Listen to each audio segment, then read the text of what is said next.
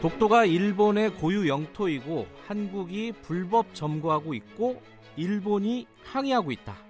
이게 일본 초등학생들이 내년부터 배운다는 교과서 내용입니다. 뉴스 다 들으셨을 것 같은데요. 일본 문부과학성이 일본 초등학교 검정 사회교과서 10종을 승인했는데 이런 내용이 들어가 있다고 합니다. 오늘 최강시사 1부에서는요. 이 관련된 내용들을 좀 집중적으로 다뤄보도록 하겠습니다. 먼저 좀 궁금한 게요. 일본에 있는 제1교포들 있지 않습니까? 이 한국 학생들은 이 독도에 대해서 어떻게 배우고 있을지 그게 좀 궁금합니다. 굉장히 좀 혼란스러울 것 같기도 하고요.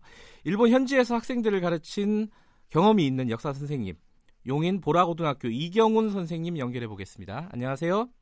네, 안녕하세요. 네, 일본에서 학생들을 언제 가르치신 거죠? 제가 2008년에 가서요. 한 예. 2010년까지 일본 오사카에 있는 금강학교에서 학생들과 같이 한국 역사를 공부했습니다. 금강학교는 그 제1교포 학생들이 다니는 학교겠죠? 예, 그렇습니다. 일본에 있는 한국 학교인데요. 예. 제가 근무하고 있었을 때는요. 네네. 그게 이제 2008년에서 10년 그때였기 때문에 네네. 2005년에 검정을 했던 교과서를 가지고 사용을 했었습니다. 아, 그렇군요. 예, 그래서 그때는 초등학교나 중학교 역사 교과서에서 네. 독도에 관련된 직접적인 기술은 없었습니다. 아하. 단지 이제 지리 교과서에서는 독도는 일본 영토라는 기술이 있기는 있었거든요. 아, 그래요? 예. 한국이 불법으로 점거했다라든가 그런 서술은 없었습니다. 이게 사실 아베 정권 들어오기 전부터 이 교과서 서술들이 독도에 대한 서술이 바뀌었잖아요. 네. 그러니까 어제 뉴스 같은 경우도 서술이 좀 더 강력해졌다 이렇게 볼 수 있는 건데 이렇게 되면은요, 그 일본에 있는 한국 학생들도 좀 헷갈리는 상황이 되지 않을까요? 당연히 좀 그럴 것 같죠. 네. 좀 예를 들면은 일본 초등학교 교과서에서는요. 네. 제가 있었을 때 이제 2010년 그때쯤에는 네. 6학년 사회교과서에는 이제 한국에 대해서 네. 1965년에 국교를 맺었고 2002년에는 두 나라가 협력을 해가지고 월드컵을 공동 개최했다 이런 서술도 사실은 있었어요. 네네. 근데 이제 그게 이제 지금이 아닌 바로 직전 이제 그 교과서 검정이 된 다음에는 네. 그 영토 교육이 굉장히 강화되고 이제 그렇게 되면서 네. 그런 내용은 이제 월드컵을 공동 개최했다라든가 이제 그런 내용은 빠지고 일본 영토인 독도를 한국이 불법 점거하고 일본이 네. 강하게 항의하고 있다 이제 이런 내용들이 이제 오히려 이제 들어가면서 서술이 변경됐거든요. 네. 그렇게 되니까 당연히 한국에 대한 인식은 부정적으로 형성이 되죠. 근데 이제 그것도 이제 그 당시에는 그런 교과서가 일부였는데 이제 어제 발표를 보면은 이제는 이제 그렇게 이제 독도가 일본 영토이고 한국이 불법 점거하고 이제 그런 게 이제 모든 교과서에 해당이 되다 보니까 네. 학생들이 이제 그렇게 배우게 되고 당연히 한국에 대한 이미지가 굉장히 안 좋게 될 거고 이제 그렇게 될 거라고 생각을 합니다. 근데 사실 독도 문제뿐만 아니라 예를 들어 침략 전쟁, 일본이 벌인 침략 전쟁이라든가 임진왜란이라든가 이런 부분들에 대한 기술들도 이번에 많이 좀 악화됐다 이렇게 평가를 받고 있던데 그런 부분들도 더 문제 아니겠습니까?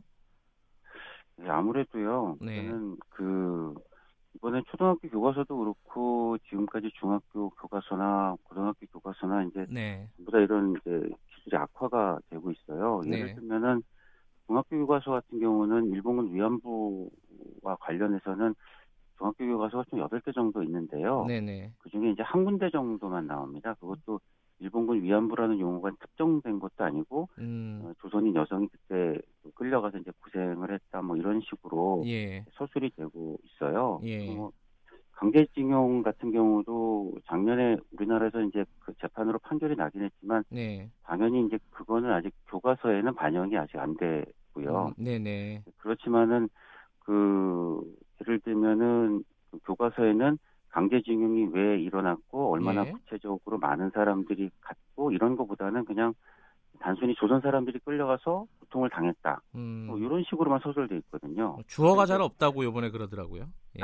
예, 그렇죠. 그러니까는 학생들이 만약에 그걸 보면은 당연히 전쟁이 나면 모든 사람이 다 어렵고 힘들게 사는 거니까 어떤 그 전쟁이 있었을 때 일반적으로 다 겪게 되는 고통 정도 네. 이렇게 치부해버릴 수도 있을 것 같아요. 네. 뭐 그런 것들이 아무래도 문제가 될 수가 있습니다. 근데 한 가지 좀 궁금한 거는요. 네. 우리나라 같은 경우는 독도 문제에 굉장히 관심이 많지 않습니까? 뭐 학생들도 그렇고 네. 뭐 성인들도 그렇죠. 마찬가지인데 일본 학생들 같은 경우에는 혹시 네. 뭐 이 독도 문제에 이렇게 우리처럼 관심이 많나요? 어떻게 보셨어요, 그때? 솔직히 말씀드리면요. 예. 그 당시에는 그 제일한국인 학생들이나 네. 제가 이제 그때 근무했었을 때 일본 학교에 가서도 예. 수업을 해봤었거든요. 네네. 근데 그때는 그 학생들이 독도에 대해서 별로 그렇게 크게 관심이 없었어요. 아, 그래요? 예, 그래서 제가 이제 당연히 이제 독도에 관해서 수업을 했는데 네. 그때는 이제 학생들이 이런 이제 한국하고 일본 사이에서 이런 독도에 관한 문제가 있으니까 너희들이면 이걸 어떻게 해결하면 좋겠니? 이제 이런 식으로 수업을 하고 질문도 해보고 그랬는데요. 네. 근데 이제 그 학생들이 그러면은 뭐 남북조약 같은 걸 맺어서 중립지대를 만들어 보자. 또는 섬이 두 개니까 나눠 가지면 되겠네요. 뭐 이렇게 얘기를 하기도 했고요. 그다음에 그래요. 또 예. 어떤 애들은 섬은 한국이 갖고 뭐 바다는 같이 쓰자. 그래서 예. 오히려 굉장히 뭐 이러저러한 다양한 의견들이 나와서 저도 꽤 놀란 적이 있었습니다. 그렇군요. 근데 이제 애들 같은 경우는 오히려 이제 그 당시에는 한국하고 일본하고 사이가 그때는 좀 좋았거든요. 네. 그래서 오히려 그때는 뭐 이제 뭐 K-팝 예. 그 한륜기가 많아가지고요. 오히려 수업하다가 이제 그런 거를 물어보는 애들이 훨씬 더 많았습니다. 예. 그러니까 지금하고 분위기가 좀 많이 달랐군요. 예, 그렇죠. 아무래도. 예. 알겠습니다. 오늘 말씀 일단 여기까지 듣겠습니다. 고맙습니다. 예, 고맙습니다. 용인 보라고등학교 이경훈 선생님이었습니다. 네, 이어서요. 세종대학교 독도종합연구소 소장이신 호사카 유지 교수님 연결해 보겠습니다.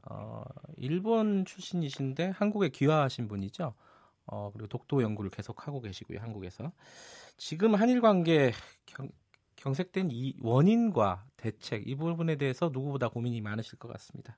안녕하세요. 호사카 유지 교수님. 예, 안녕하십니까. 네. 이게 교과서 파문은 뭐 어제 오늘 일은 아니에요. 네, 그렇죠. 예, 요번에 한 번 더 있는 거고, 그리고 뭐 최근에 교과서뿐만 아니라 여러 가지 그 경색 관계, 한일 관계가 경색된 분위기가 있습니다. 강제징용도 그렇고, 위안부 관련도 그렇고. 지금 이 교과서를 이렇게 또 더 왜곡을 강화하는 이유는 뭐라고 보십니까? 예, 일단 이번에 그 교과서 문제는 2017년에 네. 그 신학습 지도 요령이 결정되어서 네. 거기에 특히 독도 문제에 대해서는 한국이 불법 점거를 하고 있다라는 말을 넣어야 된다라는 네. 식으로 나왔기 때문에 거기에 따라서 네. 그 내용이 적용된 결과라고 할 수가 있죠. 네. 2017년이라고 하면 벌써 문재인 정권이 들어서 가지고 네. 당시는 위안부 문제를 재협상하는 네. 이야기가 상당히 강하게 나와 있는 시절이었고요. 일본은 이러한 한일 관계 여러 가지 문제들이 좀 많은데 외교적인 카드로 쓰기 위해서 항상 독도 문제를 강화시켜 왔습니다. 이번에도 일본 쪽의 대한국 정책의 일환으로 볼 수가 있습니다. 잠깐만, 그러면 이게 실제로 정치권에서 정치적인 목적으로 혹은 외교적인 목적으로 이런 뭐 교과서 문제 등등 이런 것들 역사 갈등을 증폭시킨다는 건데 이게 실제 효과가 있습니까? 일본 쪽에서 보면. 그래서요. 먼저 2013년에 일본 안에서 아베 정권이 들어선 후에 그리고 사상적으로도 처음으로 일본 국민을 상대로 독도 문제 여론조사를 실시했어요. 그때 일본 사람들이 이 독도가 일본 영토라고 생각한다라는 것이 60% 정도가 됐습니다.